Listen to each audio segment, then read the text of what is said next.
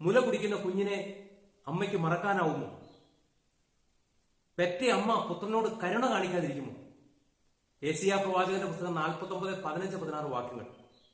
പ്രിയപ്പെട്ടവരെ, ഒരു അമ്മയുടെ സ്നേഹം, ഒരു മാതൃസ്നേഹം, അത് എത്രത്തോളം വലുതാണെന്ന് നമ്മളിൽ ഒട്ടുമിക്കാലും ആളുകളും ജീവിതത്തിൽ അനുഭവിച്ചിട്ടുള്ളതാണ്.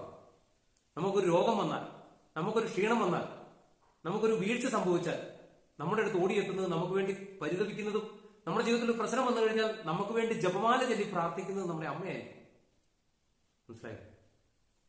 ഇത് സെപ്റ്റംബർ ഇന്ന് 26-ാം തീയതി, ഒരു 4 ദിവസം കഴിയുമ്പോൾ ഒക്ടോബർ ആരംഭിക്കുകയാണ്. കത്തോലിക്ക തിരുസഭ പരിശുദ്ധ അമ്മയെ വണങ്ങുവാനായിട്ട് നിശ്ചയിച്ചിരിക്കുന്ന മാസമാണ് ഒക്ടോബർ, ജപമാല മാസം. 10 ദിവസത്തെ ജപമാലയുണ്ട്. അത് ആദ്യമോ മധ്യത്തിലോ അവസാനമായിട്ട് 10 ദിവസം എല്ലാ കത്തോലിക്ക ദേവാലയങ്ങളിലും ഈ ജപമാല ചൊല്ലി പരിശുദ്ധ അമ്മയോട് പ്രാർത്ഥിക്കുകയും പരിശുദ്ധ അമ്മയെ വണങ്ങുകയും ചെയ്യുന്ന ഒരു മാസമാണ്. പ്രിയപ്പെട്ടവരെ, ഇന്ന് ഞാൻ നിങ്ങളുടെ മുമ്പിൽ ഈ വീഡിയോയിൽ ഇരിക്കുമ്പോൾ എനിക്ക് പറയാനായിട്ട് പരിശുദ്ധ അമ്മയെക്കുറിച്ച് മാത്രമേ ഉള്ളൂ. പരിശുദ്ധ അമ്മയെക്കുറിച്ച് മാത്രമേ ഉള്ളൂ. ജീവിതത്തില് ബ്രഹ്മചര്യവ്രതം, അതായത് ഏകസവ്രതം, സന്യാസവ്രതം സ്വീകരിച്ച് വിവാഹം വേണ്ട, ദൈവത്തിന് വേണ്ടി ജീവിക്കണമെന്ന് ദൃഢപ്രതിജ്ഞ ചെയ്ത ഒരു മകളായിരുന്നു പരിശുദ്ധ അമ്മ. പരിശുദ്ധ അമ്മയുടെ ജനനം തന്നെ സാത്താനെ ഏറ്റവും അലട്ടിയിരുന്ന ഒന്നായിരുന്നു. പരിശുദ്ധ അമ്മയുടെ ജനന സമയത്ത് അവൻ പ്രകടിപ്പിച്ചിരുന്ന കോപം, അവന്റെ അമർഷം, അരിശമൊക്കെ മനുഷ്യപുത്രന്റെ സ്നേഹഗീത എന്ന് പറഞ്ഞ പുസ്തകത്തിൽ രേഖപ്പെടുത്തിയിട്ടുണ്ട്. പ്രിയപ്പെട്ടവരെ, ദൈവം തന്റെ ദൂതനെ അയച്ച്, ഗബ്രിയേൽ ദൂതനെ അയച്ച് പരിശുദ്ധ അമ്മയോട് തന്റെ ഹിതം അറിയിച്ചപ്പോൾ പരിശുദ്ധ അമ്മ മറ്റൊന്നും ചിന്തിച്ചില്ല.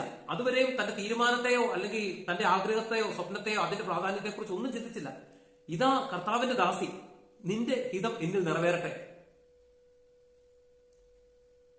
പ്രിയപ്പെട്ടവരെ, പരിശുദ്ധാത്മാവിനാൽ നിറഞ്ഞ ആ പരിശുദ്ധ അമ്മയിലേക്ക്, ആ മറിയത്തിലേക്ക് ദൈവം പ്രസാദിക്കുകയായിരുന്നു. ദൈവം അവളിൽ പ്രാപിക്കുകയായിരുന്നു. അങ്ങനെയാണ് മറിയം ഗർഭം ധരിക്കുന്നത്. ഈ പ്രപഞ്ചം മുഴുവൻ സൃഷ്ടിച്ച ആ സർവശക്തനായ ദൈവത്തിന്റെ മനുഷ്യാവതാരത്തെ ഉൾക്കൊള്ളുവാനായിട്ട് അവളുടെ ഗർഭം, ഗർഭപാത്രം അവിടെ വിശുദ്ധീകരിക്കപ്പെട്ട് ആ പുത്രനെ സ്വീകരിക്കുവാനായിട്ട് അവിടെ ഒരുക്കപ്പെട്ട് അവളുടെ മനസ്സ് അവിടെ സമർപ്പിക്കപ്പെട്ട് അവള് ദൈവസന്നിധിയിൽ നിൽക്കുമ്പോൾ ഈ പ്രപഞ്ചത്തിൽ അതുവരെയും നടക്കാത്തതും അതിനുശേഷം നടക്കാത്തതുമായ ഒരു മഹാ അത്ഭുതം നടന്നു.